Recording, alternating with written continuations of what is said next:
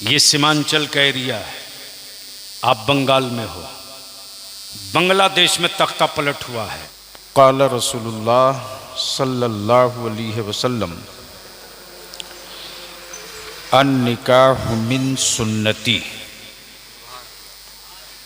सदक़ रसूलुल्लाह सल्लल्लाहु अलैहि वसल्लम।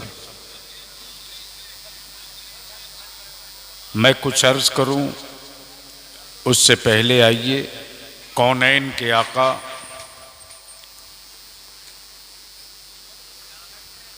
सारी कायनात के मौला नबी अकरम नूर मुजस्सम सल्लल्लाहु अलैहि वसल्लम की बारगाह में दुरूद शरीफ का नजराना पेश करें, बावाज़े बुलंद पढ़ें। अल्लाहुम्मा सल्ली अला सय्यदिना मौलाना मुहम्मदिन बारिक वसल्लिम सलातुम व सलामुन अलैका या रसूल अल्लाह।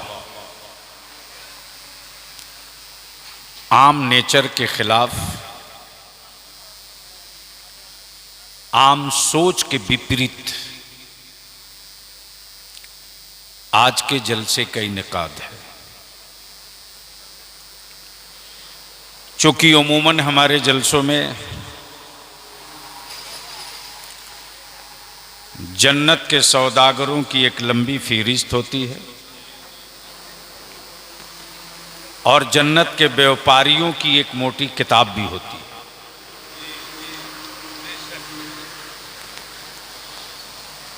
गुनहगार जन्नत की तलाश में आता है और व्यापारी बेचने के फिराक में आता है।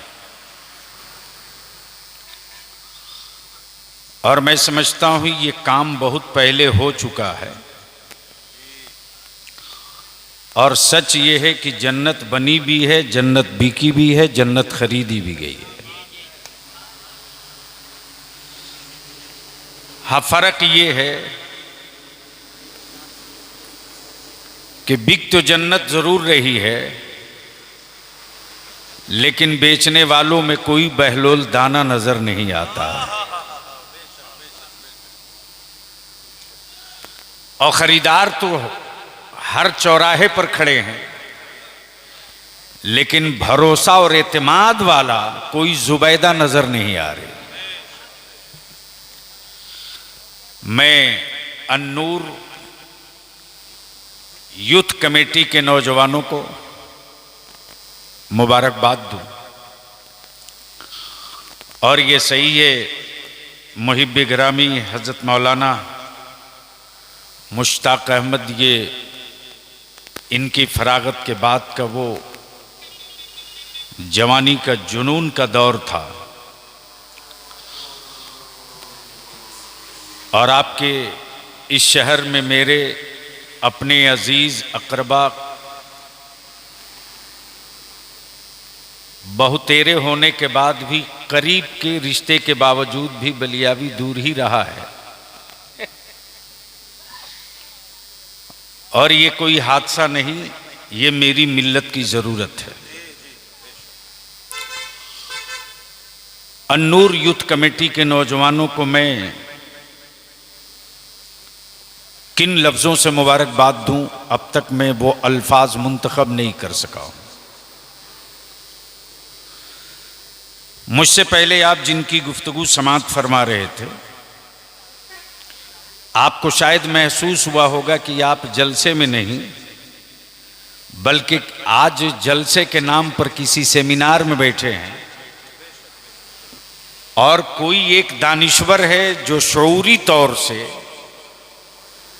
हर उस पॉइंट की निशानदेही किए जा रहा है कि चूक कहां कहां हुई है और पलटना किन किन नुक्ते की तरफ है। जमात अहले सुन्नत के फिक्री, कलमी, तहरीकी, तंजीमी, तसनीफी असासा के तौर पर हजरत अल्लामा मौलाना रईसुत तहरीर डॉक्टर गुलाम जाबिर शम्स मुत्तफिक लय होकर तस्लीम किए जाते हैं। नौजवानों ने जो उन्वान दिया है बलियावी को, वो है निकाह और वो है तलाक। तवज्जो चाहूं हजरत, गौर से सुने तो शायद बलियावी की आज की गुफ्तगू आपकी सोच का कुछ गंदा खून निकाल सके, लेकिन हमें भरोसा हो जाए कि आप सुन रहे हैं तब। और बलियावी भरोसा परखने के लिए सिर्फ एक नारा लगवाता है, वो मदीने की सरकार का। इसलिए सारा मजमा जिनका हाथ सेहतमंद हो वो हाथ उठाकर मदीने की सरकार को आवाज दे, दोनों हाथ मुट्ठी बांध के पुकारे, लब्बैक या रसूल अल्लाह, लब्बैक अल्लाह, जोर से लगाओ, लब्बैक या रसूल अल्लाह, अल्लाहुम्मा लब्बैक या रसूल अल्लाह।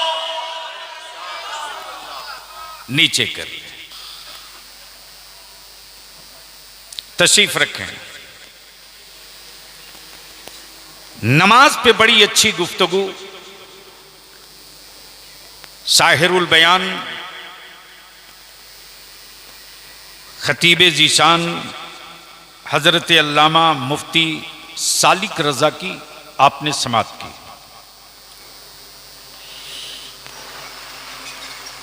दो तीन पॉइंट है, अगर सुने और एहसास दिला दें कि हां मैं सुन रहा हूं, तो शायद कुछ बेहतर से बेहतर गुफ्तगू उतर जाएगी। तवज्जो चाहो, तवज्जो चाहो। इस्लाम सिर्फ मजहब नहीं है,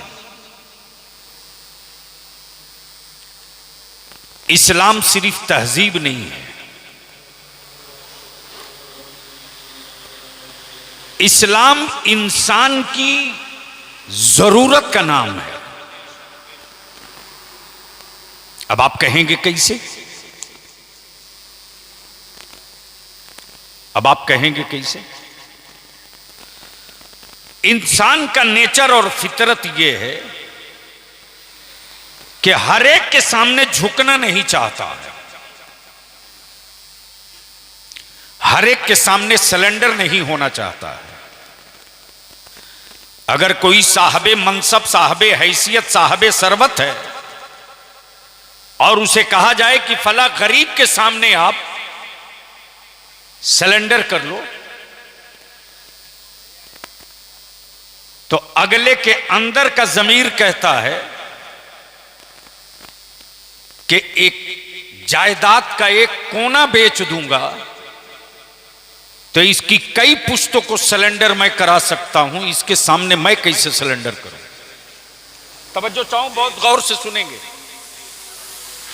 चूंकि हजरत की गुफ्तगू उस नहज की हो गई है कि मैं इसकी तरफ एक अच्छी गुफ्तगू की कोशिश और सादत हासिल करूं। नेचर यह है कि अगर किसी बहुत पढ़े लिखे आदमी से कहा जाए कि आप किसी कम पढ़े के सामने आप सिलेंडर हो जाओ, तो कहता माफ करना जी, सनत के साथ कब्रिस्तान में दफन होना मंजूर है, लेकिन वो जाहिल उसके सामने मैं सिलेंडर हो जाऊं, यह मुमकिन नहीं। अगर किसी पावर वाले को कह दिया जाए कि तुम अपने से उसके सामने सिलेंडर हो जाओ जो बिल्कुल 4 ग्रेड का है, तो कहता है ये खुदकशी की तरह होगा, ये आत्महत्या की तरह होगा, ये मुमकिन नहीं है। गोया नेचर ये है, फितरत ये है कि इंसान हर एक के सामने नहीं झुकना चाहता है। तवज्जो चाहो, हर एक के सामने पेशानी खम नहीं करना चाहता है। तब बलियावी यहां रुक कर एक बड़ी बात कहता है जिस पर पूरे मुल्क में कभी कभी हंगामा होने लगता है कि मेरा खुदा वो नहीं है जिसे बंदा बनाता हो। मेरा खुदा वो नहीं है जिसे बंदा बनाता हो, बल्कि मेरा माबूद तो वो है जो बंदों को बनाया करता है। मेरा खुदा वो नहीं है जो बाजारों में बिकता हो, बिकता वही है जो बनाया जाता है। बेशक बेशक, सुभान अल्लाह सुभान। बिकता वही है जो बनाया जाता है, और मेरा खुदा बनता नहीं है, मेरा खुदा बनाता है। मेरा खुदा बनता नहीं है, मेरा खुदा बनाता है। बनाने वाला नहीं बिकता, जो बनता है वो बिकता है। तो नेचर ये है कि हर एक के सामने न झुके, हर एक के सामने पेशानी खम न करे, हर एक के सामने सिलेंडर न हो। ये इस्लाम की पहचान है, ये इस्लाम की अलामत है, ये वहदानियत का तशख्खुस है, यह हदियत और रुबूबियत की वो अनोखी अनोखी दावत है कि बंदा वो है जिसके नेचर में, जिसकी फितरत में हर जगह सिलेंडर होना नहीं है, बल्कि जो सबसे पावरफुल, जो सबसे ताकतवर, जो सबसे इख्तियार वाला, उसी की तरफ दिमाग भी, दिल भी, धड़कने भी, सोच भी, सब सिलेंडर होती है। तो इस्लाम सिर्फ मजहब नहीं है, इस्लाम सिर्फ पहचान नहीं है, इस्लाम सिर्फ कल्चर नहीं है, माफ कीजिएगा, टोपी इस्लाम नहीं है, अलामत है। अमामा इस्लाम नहीं है, पहचान है, पहचान है। तो इस्लाम वो मजहब है जो इंसान के नेचर और जरूरत की तकमील करता है, और वो तकमील जिसमें सेफ्टी भी है, जिसमें तहफ़्फ़ुज़ भी है, जिसमें सुरक्षा भी है, जिसमें इंसाफ भी है, जिसमें हमदर्दी भी है, जिसमें प्यार भी है, जिसमें कसक भी है, जिसमें दर्द भी है, जिसमें अमन भी है, जिसमें सुलह भी है, जिसमें मसावात भी है, जिसमें हुकूक भी है, जिसमें सखावत भी है, जिसमें न्याय भी है। जब ये सारी चीजें एक जगह जमा होती है तो उसका नाम इस्लाम बनता है, और जो सब पर अमल करता है उसी कौम का नाम मुसलमान। नारे तकबीर, नारे रिसालत, उलमाए अहले सुन्नत, गाज़िए मिल्लत। सुभान अल्लाह सुभान अल्लाह। अब ज़हन को इसी जगह रोक लीजिए। फितरत ये है, तवज्जो चाहो, फितरत ये है, आदमी हो के जानवर, फितरत ये है कि उसके पेट की भी जरूरत है और उसके नफ्स की भी जरूरत है। ऐसा नहीं कि पेट भर जाए तो नफ्स सिलेंडर कर जाए, बल्कि जब जब ये भरता है तब तब नफ्स उभरता है। एक है पेट, एक है नफ्स। जो पेट मार ले वो नफ्स मार लेता है, जो पेट मार दे वो नफ्स मार लेता है, और जो जबान न मार सके वो कभी नफ्स को नहीं मार सकता। ये एक अलग इशू और सब्जेक्ट आ जाएगा जिस पर तसव्वुफ और तरीकत और बहुत सारी चीजें निकल आएंगी। मौजू की तरफ पलट जाऊं तेजी के साथ। इंसान नफ्सियाती तौर से सिर्फ इंसान ही नहीं, जानवर भी, जीव भी। हद तो ये है, हद तो ये है कि आप खुद फैसला कर लें। जो पेड़ फल न देता हो उन पेड़ों को लगाने की ललक नहीं होती है। होती है? अरे बोलो ना भाई, जोर से बोलो ना, जोर से बोलो। अच्छा एक बात बतावें कि एक तरफ मालदा आम हो, दूसरी तरफ बबूल का पेड़, अपने दरवाजे पर किसे लगाना पसंद फरमाएंगे? बोलिए ना भाई, जोर से बोले। पेड़ तो दोनों है, हरियाली दोनों से है, छांव दोनों से। तो आपका जवाब होगा वो कांटा देगा, ये फल देगा। दूसरी बात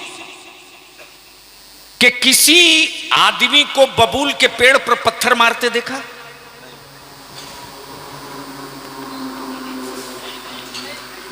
किसी ने देखा हो तो बताओ।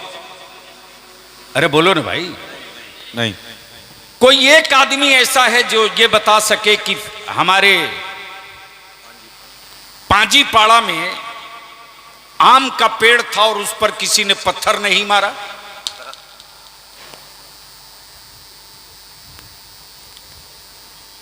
कोई एक आदमी बता दो।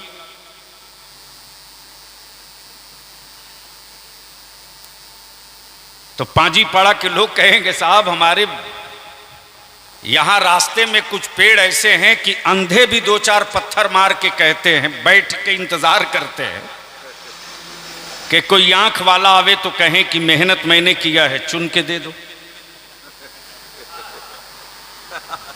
गोया नसीबा यही है, फल दोगे तो पत्थर खाओगे,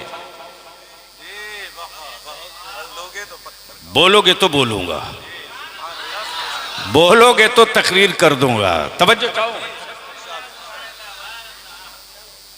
ये फैसला है। फल दोगे तो पत्थर खाओगे, बबूल की तरह रहोगे तो तुम्हारे वजूद पर कहीं से न डंडा पड़ेगा न पत्थर।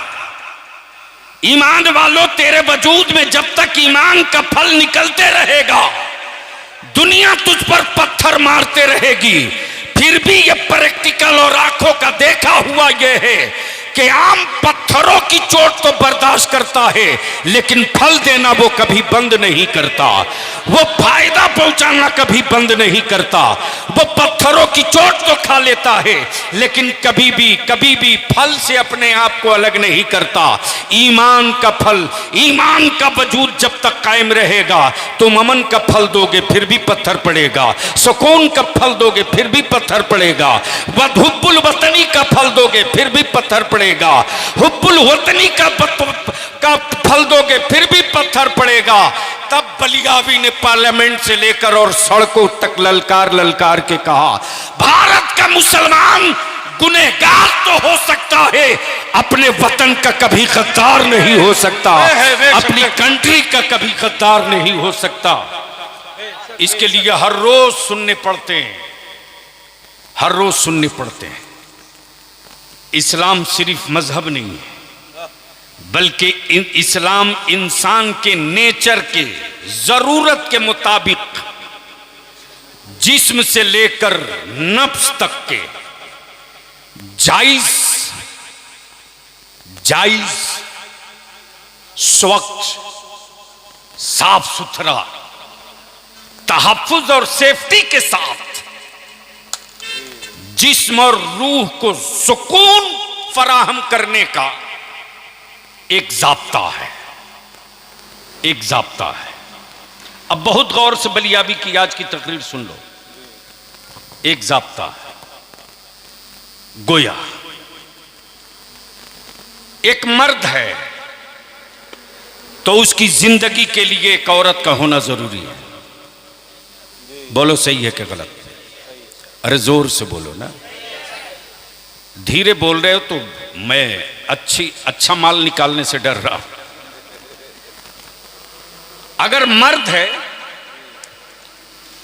तो एक औरत की जरूरत है, एक औरत है तो एक मर्द की जरूरत है, नर है तो मादा की जरूरत है, मादा है तो नर की जरूरत है। ये फितरत है, ये नेचर है। अब जरा सा जहन को बिल्कुल हाजिर रखिएगा। यहां इस्लाम नहीं है, यहां इंसान है, यहां मजहब नहीं है, यहां जिस्म है, यहां धर्म नहीं है, यहां नफ्स है। अब नफ्स की तकमील के लिए इसी भारत में, इसी जमीन पर अलग अलग तरीके निकाले गए।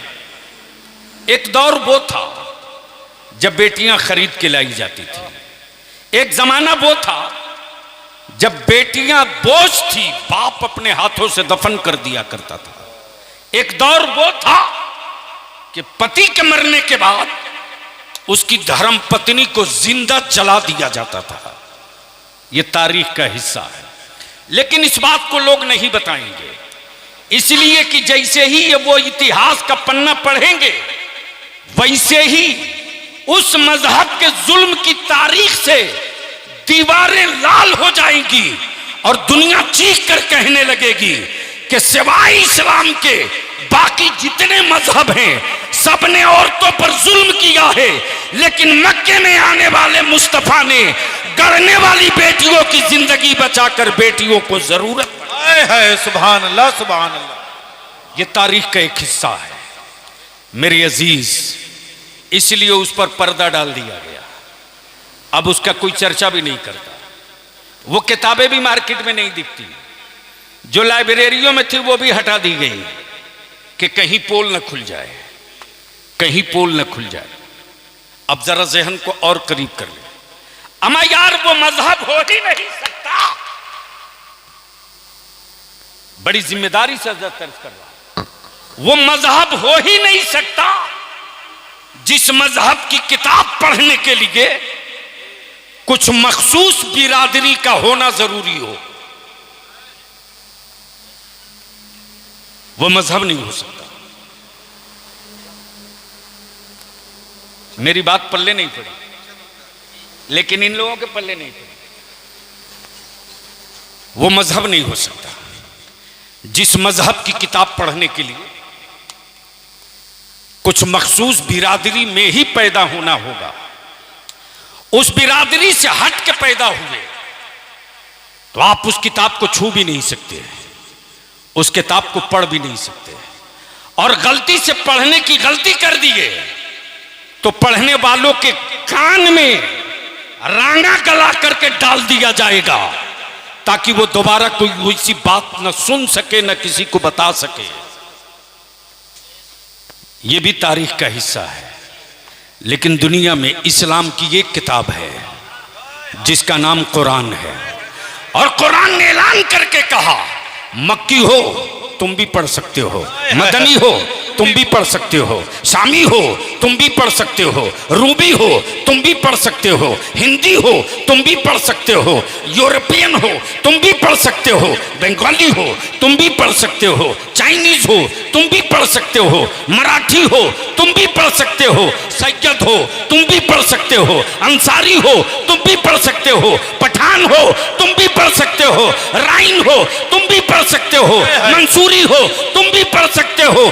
जिस तरह नबी किसी बिरादरी का नहीं, उसी तरह नबी की लाई हुई किताब कुरान भी किसी की बिरादरी की बपौती जागीर नहीं। इस्लाम इंसानों के लिए है, कुरान इंसानों के लिए है, नबी इंसानों के लिए है, शरीयत इंसानों के लिए है, मुस्तफा का कानून इंसानों के लिए है, और इस्लाम का वसूल निजाम इंसानों के लिए है। बेशक, सुभान अल्लाह। जहन को इसी जगह रोक लीजिए। ये वोट के सौदागरों ने मेरी कौम में एक ऐसा जलील कीड़ा पैदा किया है जिसका नाम बिरादरी है, और जो बिरादरी के नाम पर वोट की बात करता है, अगर उसका ओरिजिनल डीएनए उस बिरादरी का तलाश ना हो ना, तो उसी की बिरादरी के किसी गरीब बच्ची को का रिश्ता उस नेताजी के घर लेके चले जाओ और बोलो कि साहब आप तो बिरादरी की बहुत बात करते हो, ये आप ही की बिरादरी की बच्ची है, खूबसूरत भी है, नेक सीरत भी है, खुश तबीयत भी है, हुनरदार भी है, ऐब एक ही है कि इसका बाप ठेला चलाता है। आप रिश्ता कर लो, बिरादरी का सारा खन्नास नीचे उतर जाएगा। बोलो सही है कि गलत? जोर से बोलो। बिरादरी नाम का एक गधा तैयार करो जिस पर रोज सफर किया करो। ए बाबू क्या हो गया तुमको? छोड़ दो ना, तुम में पानी होना चाहिए, डब्बा में रहे ना रहे। बैठ। तो क्या इरादा है, सुनना है? जोर से बोलो। तो एक बार धीरे से बोल दीजिए सुभान अल्लाह। अच्छा, एक बार जोर से बोल दीजिए सुभान अल्लाह। गोया इस्लाम सिर्फ एक मजहब नहीं है, इंसानों की तहफ्फुज के साथ जरूरत मुहैया कराने का एक मॉडल भी है। उसी मॉडल में निकाह भी है। हजरत कभी कभी अब आप हजरात की दुआओं ने वहां ले जाकर पहुंचा दिया है कि आंख खुले तो 360 और जब तक बंद ना हो तो 360 और अगर नींद में भी रहो तो 360।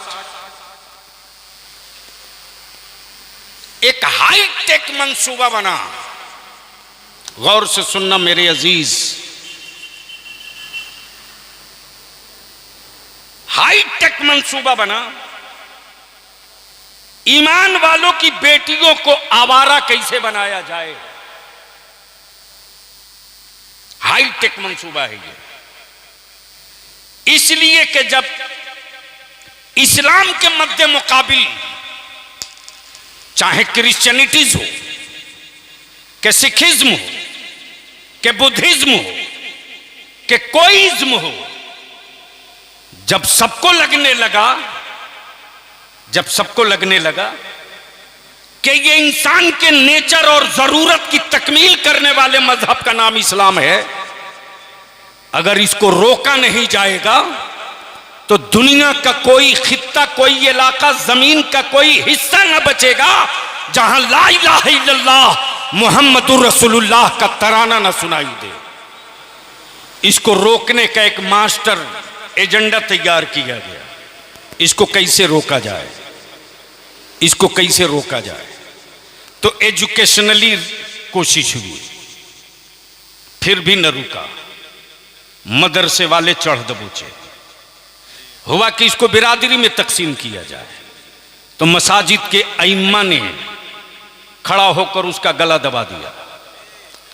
इसके बाद भी जब न हुआ तो मॉडर्न तालीम के नाम पर लाया गया और इसमें बहुत हद तक वो कामयाब भी है। बहुत गौर से सुनेंगे मेरी गुफ्तगू। आज मैं जलसा नहीं कर रहा हूं, मैं तकरीर नहीं कर रहा हूं, इसलिए कि नौजवानों के जज्बात और हजरत अल्लामा गुलाम जाबिर शम साहब की, वरना कहां राजकोट कल मीटिंग में पहुंचना था। कलेदारे शरिया जिला किशनगंज की बैठक है, कल दिन आराम से आ जाता, लेकिन सिर्फ इसलिए कि हजरत ने कहा कि क्रीम किस्म के कुछ नौजवान मिल गए हैं। मैंने कहा जब मटेरियल मिल गया है तो मॉडल बना ही दिया जाए ताकि मुस्तकबिल रोशन हो। तवज्जो चाहूं, बहुत बहुत बहुत बहुत खुसूसी दुआओं के साथ। सवाल ये है, आवारा बनाने के लिए जो नक्शा तैयार हुआ उसमें हाई एजुकेशन, फिक्री आजादी, जहनी आजादी, जिस्मानी आजादी, जुर्म नहीं, शौक, गुनाह नहीं, मॉडर्न, जुर्म नहीं, बड़कपना। जैसे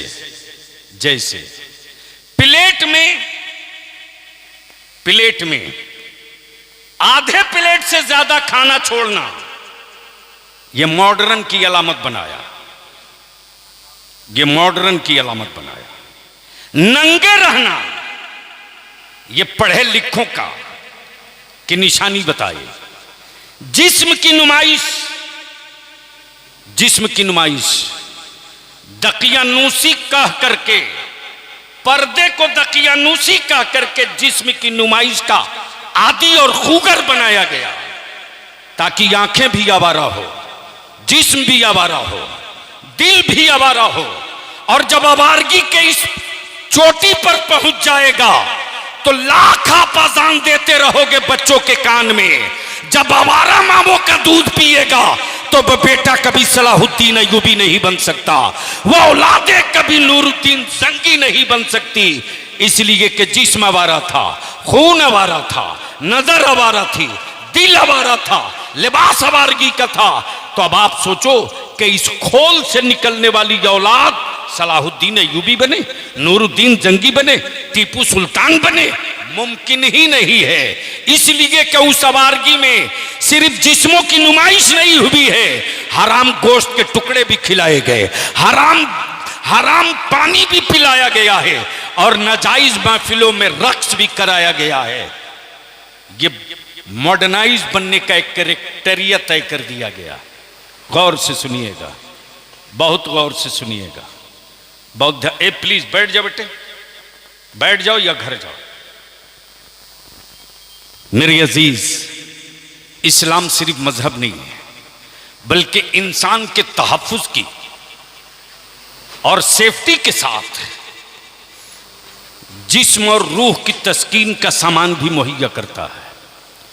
नर है तो मादा चाहिए, औरत है तो मर्द चाहिए, मर्द है तो औरत चाहिए। और कुरान करीम ने क्या कहा? मर्द औरत का लिबास है, औरत मर्द का लिबास है। बोलो सही है कि गलत? अरे जोर से बोल दो, बोलो सही है कि गलत? सही है। अब मैं आपसे पूछ दूं, चेहरा बहुत खूबसूरत हो, चेहरा बहुत खूबसूरत हो और लिबास न पहने हो, नंगे हो, कोई आपकी तरफ मुखातब होगा? नहीं होगा। कोई आपको देखना चाहेगा? आंखें, हयादार आंखें होगी तो पट्टी बांध लेगा, नजर फेर लेगा। इसलिए कि आंख की फितरत यह है कि आंख गंदी चीज देखने के लिए माइल नहीं होती है, अच्छी चीजों की तरफ आंख पेशकदमी करती है। और अगर ईमान वाले के सामने मदीने का तस्करा हो जाए तो वह मदीना देखा हो कि ना देखा हो, आका करीम का रोजा सामने होता है और उसकी रूह का परिंदा गुंबदे खजरा का तवाफ करने। मेरी अजीज, मर्द है तो औरत की जरूरत, औरत है तो मर्द की जरूरत। इसी इंसानों की जरूरत के लिए अलग अलग रिवाज बने।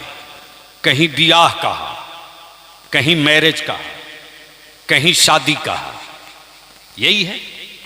अलग अलग नाम है, अलग अलग नाम है। और ऐलाने कमेंटमेंट का अलग अलग तरीका है, अलग अलग तरीका। कहीं मांग में सिंदूर डाल दिया, समाज में पहचान हो गई ये कुंवारी नहीं है। गले में फूल माला डाल दिया, लोगों ने समझ लिया फला की बीवी फला है। आग के कुछ फेरे डाल दिए, कमाल है साहब। गवाह भी मुंतखब किया तो उसे जो एक बाल्टी पानी से दम तोड़ दे। नहीं समझ में आया?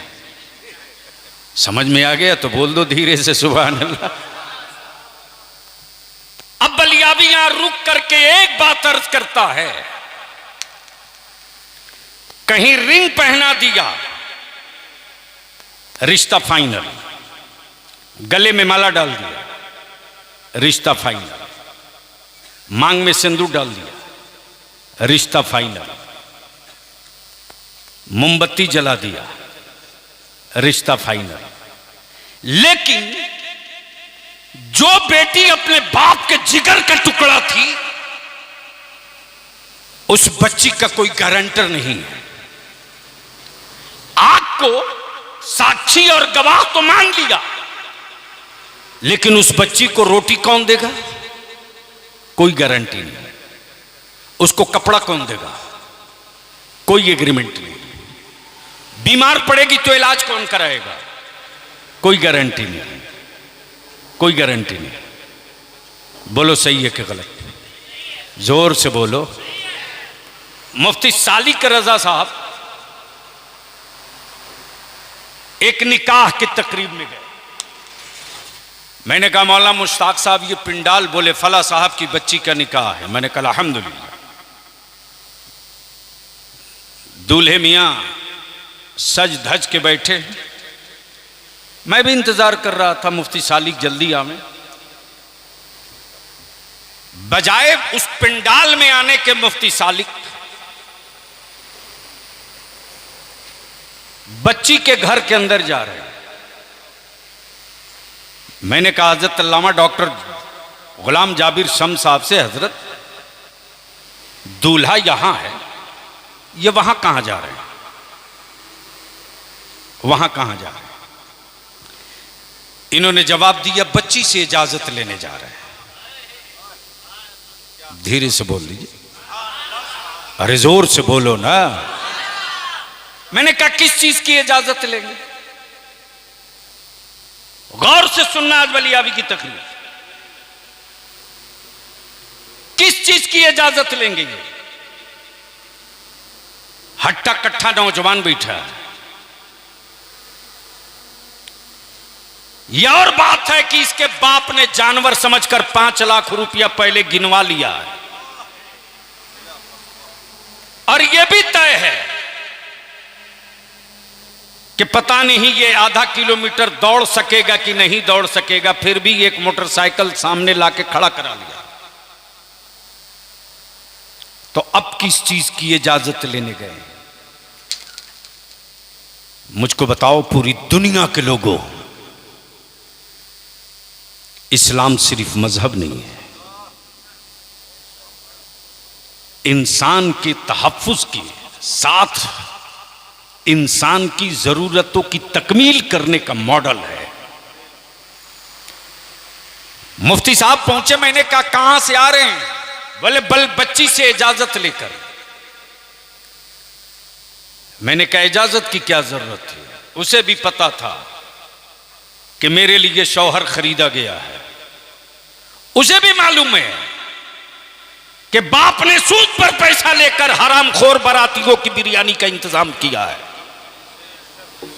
उस बच्ची को खूब पता है कि जुमा की नमाज के बाद मेरे बाप ने ज़कात और फितरे का पैसा मांग करके खाने और नाश्ते का इंतजाम कराया। सबको पता है, तब इजाजत किस बात की? जैसे ही मुफ्ती साहब आए, मैंने कहा कहां गए थे? बोले बच्ची से इजाजत लेने। मैंने कहा किस चीज की इजाजत ली? मुफ्ती साहब ने जवाब दिया कि ये इजाजत इसकी नहीं थी कि मैं निकाह पढ़ाने जा रहा हूं, बल्कि बच्ची को मुतमईन करा के इजाजत लेनी थी।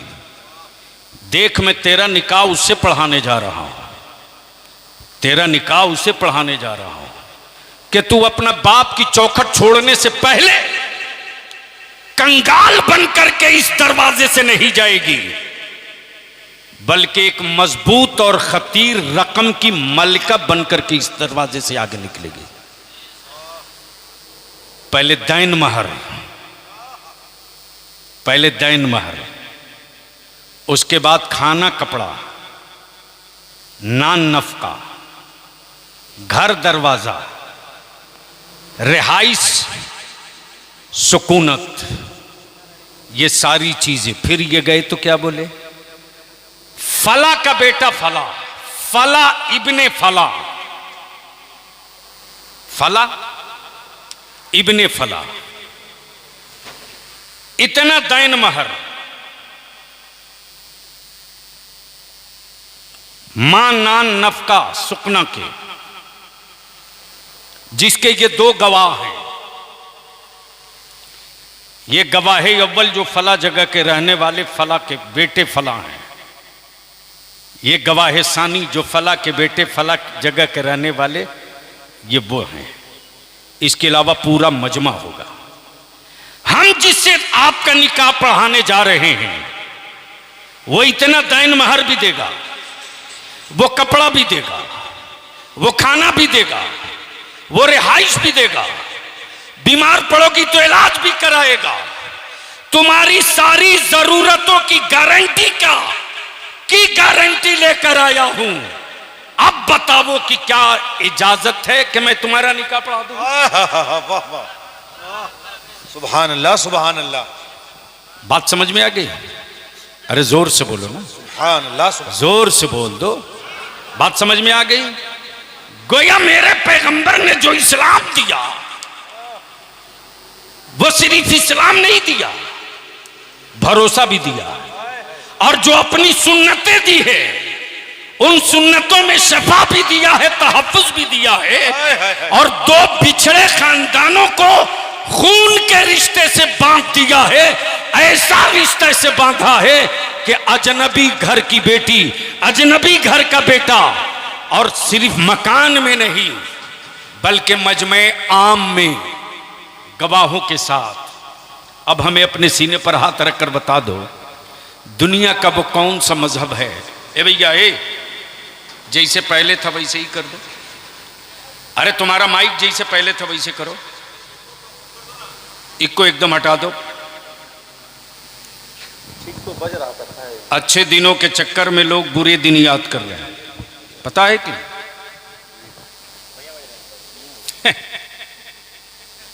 पहले सब अच्छे दिन का ख्वाब देखते थे, अब कहते नहीं भैया पुराने ही वाला लौटा दो। मेरे अजीज, पूरी दुनिया में निकाह से, समाजी एतबार से निकाह सिर्फ रिश्ता नहीं है, बल्कि इसके पीछे और आगे का जो चैप्टर है, इस पर गुफ्तगू की जाए तो 2-4 घंटे लगेंगे। अब इसको यहीं रोक लीजिए। यानी बेटी बाप का घर छोड़े तो मोहताज बन के नहीं, एक रकम की मालिका बनकर। बाप का घर छोड़ने से पहले रोटी कपड़ा का गारंटर तैयार हो जाए।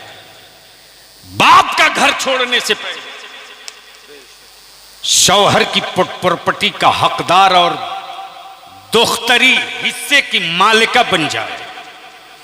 अब बता दो बलियावी को, दुनिया में जितने मज़ाहिब हैं, किस मजहब के लोगों के पास दोख्तरी हक और अधिकार है? वाह वाह वाह, सिवाय इस्लाम के कहीं नहीं है। बेशक दैन महर सिवाय इस्लाम के कहीं नहीं है। रोटी कपड़ा मकान की गारंटी शौहर ले रहा है, ये इस्लाम के अलावा कहीं नहीं मिलेगा। मिलेगा तो सिर्फ इस्लाम में। और जब निकाह होता है और जैसे ही लड़का कबिल तो कहता है, उस वक्त फरिश्ते गवाह बनते हैं। बेशक बेशक। और जितने सामीन होते हैं,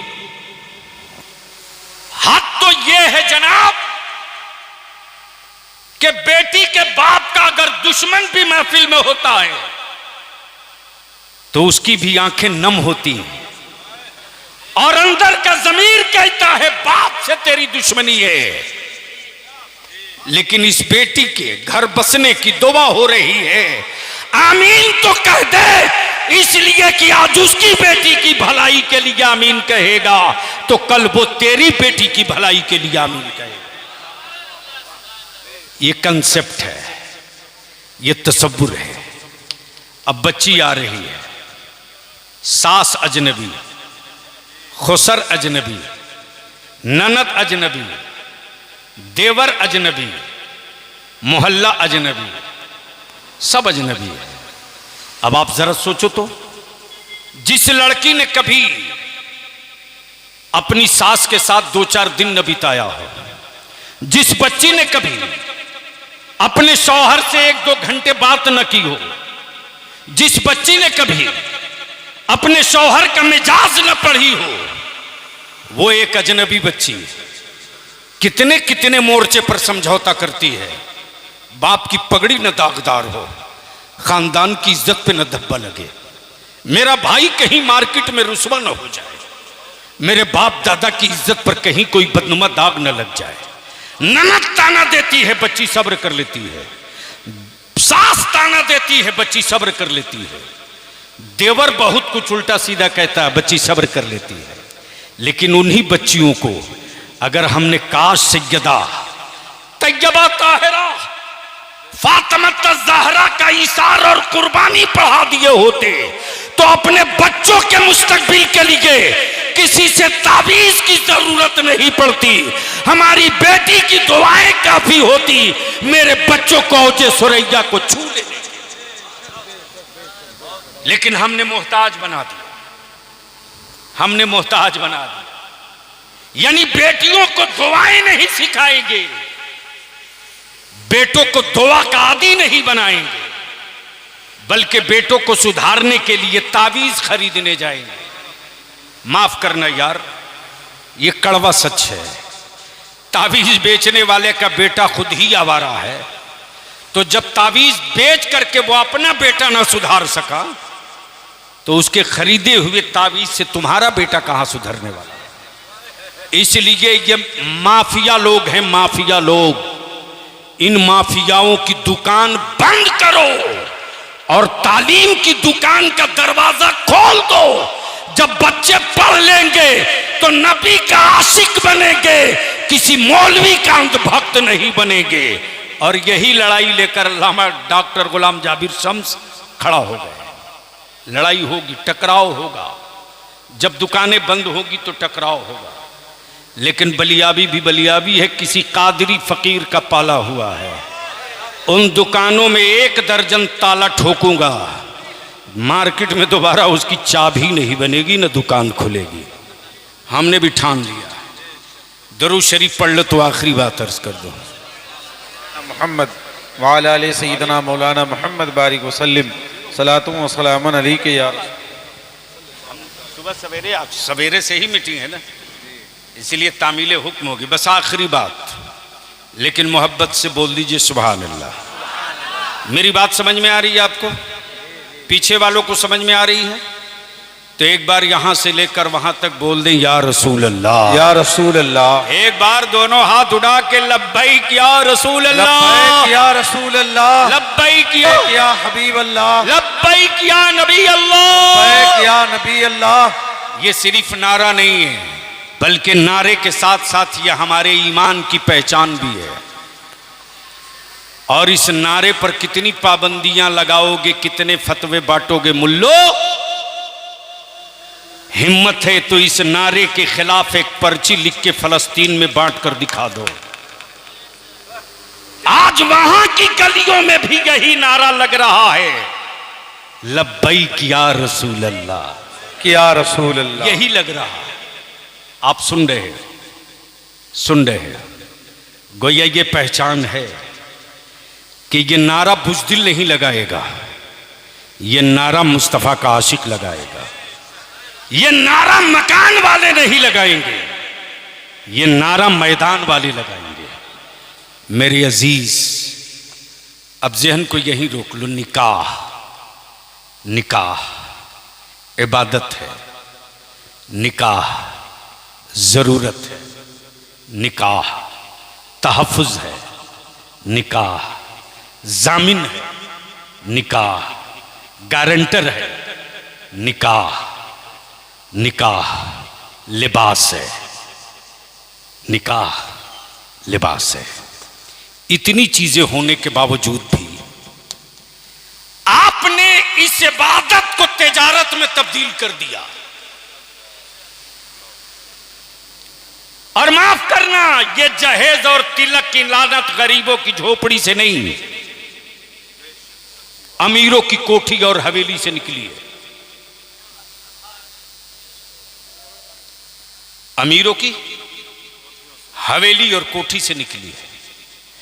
जिस दिन पांजी पाड़ा के पैसे वाले एक चटाई पर बैठ जाएं और सर जोड़कर तय कर दें कि पांजी पाड़ा में आने वाली बारात या पांजी पाड़ा से जाने वाली बारात का कैलेंडर यह होगा, बेटा चाहे कितने बड़े दौलतमंद का हो, बाराती जाएंगे तो सिर्फ इतने ही जाएंगे। और बारात आएगी मेरे गांव में किसी जगह से तो आने वाली बारात की भी तादाद इतनी होगी। और अगर गलती से कोई डीजे, पटाखा, बाजा, तमाशा और गैर इस्लामी रसूमात के साथ आएगा तो मेरे मोहल्ले की मस्जिद का कोई इमाम निकाह नहीं पढ़ाएगा। जिस दिन मोहल्ले के जिम्मेदार ये तय कर लेंगे ना, तो बकिया छोटे मोटे कीड़े मकोड़ों को तो हमारे उलमा दीन में जूते से मसल देंगे, दोबारा नजर नहीं आएंगे। लेकिन मेरा आलिम मजबूर भी है, मजलूम भी है। मजबूर इसलिए है, मजबूर इसलिए है कि वो चाह करके भी अपने जमीर की बात नहीं बोल पाता। मजबूर इसलिए है और मजलूम इसलिए है कि हर जुल्म सहने के बाद भी मुसल्ले इमामत को खाली नहीं रखने देता। इसलिए कि मालूम है कि किसी सरमायादार के खिलाफ तकरीर हो गई, हाँ, तो तुरंत मस्जिद में 50 बोरी सीमेंट देने वाला पहुंच जाएगा सदर सेक्रेटरी के पास और बोलेगा कि कैसा मौलाना रख दियो, हटाओ, हिसाब करो इसका। बोलो सही है कि गलत? जोर से बोलो सही है। इसको कौन ठीक करेगा? हुकूमत? अरे बोलो ना। अगर ऐसे नहीं ठीक होवोगे तो कानून बनाकर लोग तुझको भी ठीक कर देंगे। उसकी शुरुआत हो चुकी है, बस गुफ्तगू का आखिरी हिस्सा। हजरत, ये जो जहेज की लानत आई है, इसके पीछे दो बड़ा फंटा मैंने महसूस किया। बाप अपनी बेटियों को अपनी प्रॉपर्टी में हिस्सा देना बंद कर दिया। जो बेटियों का हिस्सा बनता है बाप की प्रॉपर्टी में, बेटों के लिए तो बाप बड़ा सखी है साहब, लोन लेके भी दे देगा, कर्ज लेके भी दे देगा, कहीं से भी दे देगा।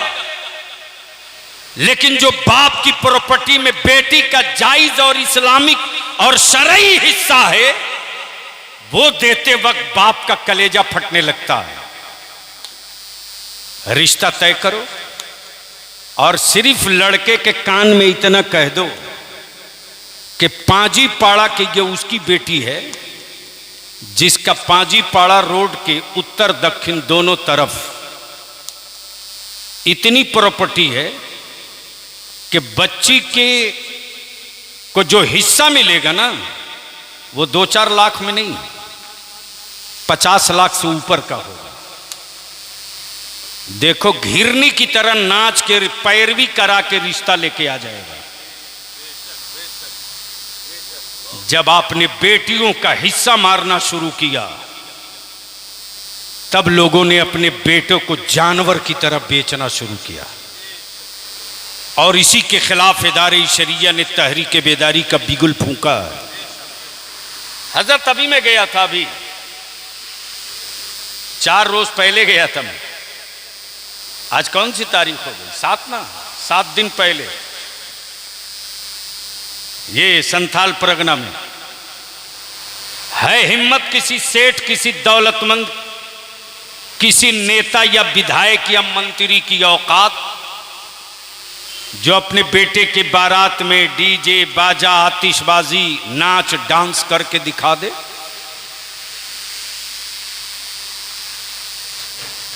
कितनों बड़े वीआईपी हो, या तो बारात वापस जाएगी या मजमे आम में खड़ा होकर माफी मांगना पड़ेगा। तहरीक बेदारी का ये जलवा है। अभी मेरे अजीज, मैंने तो इस इलाके में बहुत कोशिश की, लेकिन माफ करेंगे, यह भी कड़वा सच है। मेरी जमात के आलिमों को अपने काम के लिए 24 घंटा टाइम है। नस्लों के मुस्तकबिल के लिए इनके पास 1 मिनट कब की फुर्सत नहीं है। और मेरी कौम के पैसे को वालों को, दौलतमंदों को की तिजोरियों में मौज मस्ती के लिए दौलत की कमी नहीं है। अपनी नस्लों के मुस्तकबिल का नक्शा बनाने के लिए और अपने अइम्मा की अच्छी तनख्वाह के लिए इस जमीन पर इनसे बड़ा कोई मफलूकुल हाल और कल्लास और गरीब दूसरी कोई कौम भी नहीं है। ये तस्वीर है दोनों। इसलिए निकाह, आका करीम फरमाते निकाह मेरी सुन्नत है। जोर से बोल दो, अरे जोर से। निकाह टूटने का डर नहीं है तो जोर से बोलो। निकाह मेरी सुन्नत है। शादी नहीं कहा, बियाह नहीं कहा, मैरिज नहीं कहा, निकाह कहा, जिसको अरबी में अक्द कहते हैं। ये फारसी लफ्ज है ना, अरबी है, अरबी है। निकाह भी अरबी है, अक्द भी अरबी है। तो जहां अक्द लिखा हुआ देखेंगे, आइन काफ दाल, अक्द। अक्द और अकीदा लिखने में बहुत ज्यादा फर्क नहीं है। नहीं समझ में आया? यानी अक्द वही होगा जहां अकीदा होगा। वहां अक्द हो ही नहीं सकता जहां अकीदा ना हो।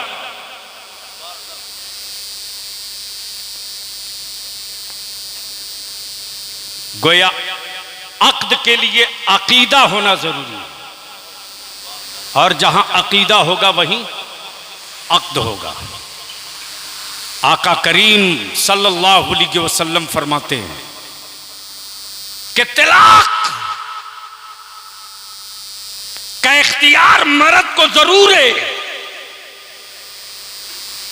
लेकिन यहां तो ठर्रा पी के आता है तो ट्रेन से कट के मरने के लिए बेहोश नहीं है, रोड पर एक्सीडेंट करके चक्का से दबकर मरने के लिए बेहोश नहीं है। उसके लिए होश में है कि ट्रेन आ रही है, करीब जाएंगे तो कट के मर जाएंगे, वहां होश है। गाड़ी आ रही है, करीब जाएंगे तो हमेशा के लिए निपट जाएंगे। लेकिन घर पहुंचता है तो कोई काम नहीं, यानी इस कदर बेहोश है कि उसको सिर्फ तलाक देने का ही होश रहता है। बोलो सही है कि गलत? जोर से बोलो। और उसके बाद क्या इस्तिफ्ता लिखता है कि मैं इस कदर नशे में था कि मुझे होश ही नहीं कि कई 100 बार तलाक तलाक कहा है। यहां तो 3 ही में मामला फाइनल है, अब कई 100 का खुद इकरार कर रहा है। मेरे अजीज, आका करीम फरमाते हैं कि जब लफ्ज तलाक की बारी आती है तो अर्श के पाए हिलने लगते हैं। अल्लाह अकबर, अर्श के पाए हिलने लगते हैं। मेरे अजीज, ये निकाह सिर्फ जिस्म और नफ्स की तकमील का तरीका नहीं है, बल्कि इस्लाम और सुन्नते मुस्तफा और दीन को जिंदा रखने और बाकी रखने का एक मास्टर प्लान भी है। इसलिए आज की इस तारीखी इजलास में पांजीपाड़ा के पैसे वालों से और पांजीपाड़ा के मार्केट वालों से बलियाबी की ये इल्तिजा है कि जिस कौम के जवान बेदार होते हैं उस कौम के बुजुर्गों को सुकून की नींद आती है, और जिस कौम के बुजुर्ग जागा करते हैं उस कौम के जवानों को कभी कोई नशे की गोली देकर सुला नहीं सकता है। बुजुर्गों, आप इन नौजवानों की पीठ पर तन मन धन मशवरे से खड़ा हो जाओ और नौजवानों, आप 24 घंटा में से 1 घंटा खुद के लिए नहीं, अपनी नस्लों के मुस्तकबिल के नक्शे के लिए निकाल लो। जो काम 5 साल में होने वाला है वो काम 5 महीने में करके दिखाया जा सकता है। जो काम करोड़ों रुपये के चंदे से हो सकता है वो काम ईमान वालों के 5-5 रुपये रोज के इकट्ठा करने से हो सकता है। इसलिए मैं मुबारकबाद देते हुए अन्नूर यूथ कमेटी के नौजवानों को कि आपने जलसा नहीं किया, बल्कि आने वाले दिनों में जो जलसे होंगे उन जलसों का एक समत, एक रुख, एक तरीका भी समझा दिया कि हमारे जलसे इसलिए नहीं है कि नारों की गूंज से शामियाना फट जाए और गवैयों की जेब नहीं थैला भर जाए और पैसे देने वाले ये सोच करके गड्डी फाड़ के लुटा रहे, जैसे लग रहा जन्नत दिख रही ये खरीदे जा रहे हैं। अरे यार, जिसकी दुआ सबसे पहले कबूल होती उससे तो दुआ की कभी गुजारिश नहीं किए, और जिनकी दुआ की कोई गारंटी ही नहीं है उनके दरवाजे कटोरा लेके भीख मांग रहे हो। बलियावी का अकीदा ही नहीं, भरोसा और ईमान भी है कि अगर माँ जिंदा हो तो माँ को राजी कराकर दुआ की अपील कर लो। माँ को राजी करके दुआ की अपील कर लो। बलियावी के रोकर नाला बहा भर देने से कोई फर्क पड़े न पड़े कोई गारंटी नहीं, लेकिन माँ की सिसकियां जैसे ही बुलंद होती हैं मेरे रब की रहमत चीख चीख कर कहने लगती है। ममता ने आवाज दिया है, रहमत का तकाजा है। ज़ईफी और चेहरे की झुर्रियों ने सिसकियां भरी है। सिकुड़ते हुए चेहरे के खद्दो खाल आवाज दे रहे, मेरी रहमत को पुकार रहे। इसके आंचल झुकने से पहले इसके दामन को भर दो फरिश्तों। मेरी रहमत है जो बुखालत नहीं सखावत जानती है। इसलिए मेरे अजीज नौजवानों का कल्ब बनाओ। और एक आखिरी इल्तिजा करूंगा, आखिरी इल्तिजा। ये सीमांचल का एरिया है, आप बंगाल में हो, बांग्लादेश में तख्ता पलट हुआ है। इस इलाके में मेरे बच्चों को महीन चारा और तख्ते मश्क बनाने की पूरी रणनीति बनेगी।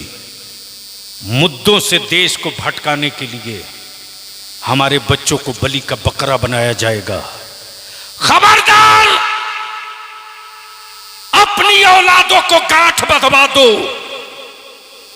अब्दुल्ला, अब्दुल करीम, अब्दुल रहमान नाम की फेक आईडी बनाकर जज्बाती पोस्ट किए जाएंगे, नए नए नारा लगाए जाएंगे, नए नए डायलॉग छोड़े जाएंगे और तुम्हारा बेटा उसको शेयर करेगा और उसी को बुनियाद बनाकर सत्ता के खरीदे हुए, सत्ता के पाले हुए ये मीडिया और दलाल जो टीवी चैनलों पर बैठे हैं, वह अब्दुल्ला और अब्दुल करीम की औलादों को देशद्रोही का ठप्पा लगवाएंगे और हमारे बच्चों को जेल की सलाखों में डाला जाएगा। जो कह रहा हूं इसको लिख लो। सख्ती के साथ कैंपेन चलाओ। बाप दादा ने खून देकर आजादी ली है भारत की। मैं अल्लामा फजल हक खैराबादी की औलाद हूं। जाने जिगर लुटाकर भारत की हिफाजत करूंगा, इसलिए कि हम ईमान वाले हैं, गुनहगार हो सकते हैं, अपने वतन के कभी गद्दार नहीं हो सकते। इसलिए इस कैंपेन से अपनी औलादों को बचाइए। और ब्लड डोनेशन, ये कंसेप्ट, ये तसव्वुर नौजवानों से मैं अपील करूंगा। अजहर रहमानी मेरे अजीज भी आए हैं, बहुत अच्छे सहाफ़ी हैं। इस पूरे सीमांचल में उस नौजवान के कलम की एक धूम है और लोहा मनवाया है कि कैसे कलम चलाया जाता है और अपनी बात गैरों के हलक के नीचे कैसे उतरवाई जाती है। एक टीम बने, किशनगंज भी हो, दायरा बढ़ाओ मेरे अजीज, और जहां जिस वक्त जरूरत पड़े बलियावी को याद कर लो। बलियावी की जिंदगी में आगे पीछे कोई रोने वाला ही नहीं। रिश्तेदार भूल चुके हैं, मैं रिश्तेदारों को भूल चुका हूं। बस एक ही मिशन, एक ही लक्ष्य है कि जिंदा रहने के लिए जिंदा रहना, ये कमाल की बात नहीं। नस्लें वक्त से न मारी जाएं, इसके लिए जिंदा रहना, ये कमाल की बात है। इसलिए इस तहरीक को आगे बढ़ाइए।